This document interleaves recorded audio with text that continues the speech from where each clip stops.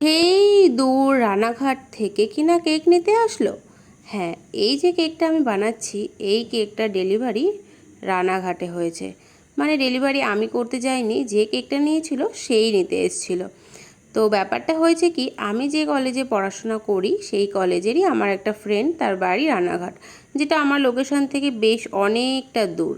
কিন্তু তার আমার কাজ খুবই পছন্দ, আর তার প্রিয় মানুষ তার মায়ের জন্মদিনে সে আমার থেকেই তার কেকটা নিতে চেয়েছিল।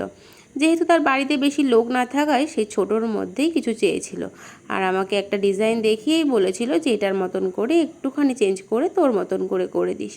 আর আমিও ঠিক সেইভাবেই লেগে পড়লাম কাজটাকে সুন্দর করে করার জন্য। এই কেকের সব থেকে গুরুত্বপূর্ণ আর সব থেকে কিউট একটা জিনিস কি, যেটা হলো এই কেকটার মাঝে যে লেখাটা হবে, লেখাটা তোমরা নিশ্চয়ই প্রথমে দেখেই নিয়েছো। লেখাটা হবে খুকুমা।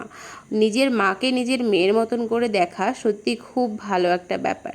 এটা আসলে সবার ক্ষেত্রেই হয়ে থাকে, যখন মেয়েরা বড় হয়ে যায় তখন এরকমই হয়ে যায়। তো এই জিনিসটা আমার খুবই ভালো লেগেছে, ইউনিক একটু কিছু লিখতে পেরেছি, খুকুমা।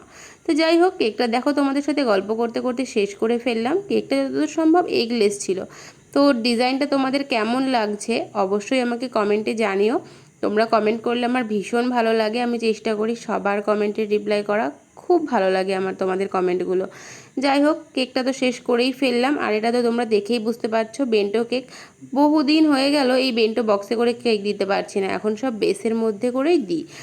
আবার শুরু করব আমি এটা। তো যাই হোক, দেখো তোমরা এই যে রোদ্দুরের মধ্যে কেকের লুকগুলো কত সুন্দর লাগে।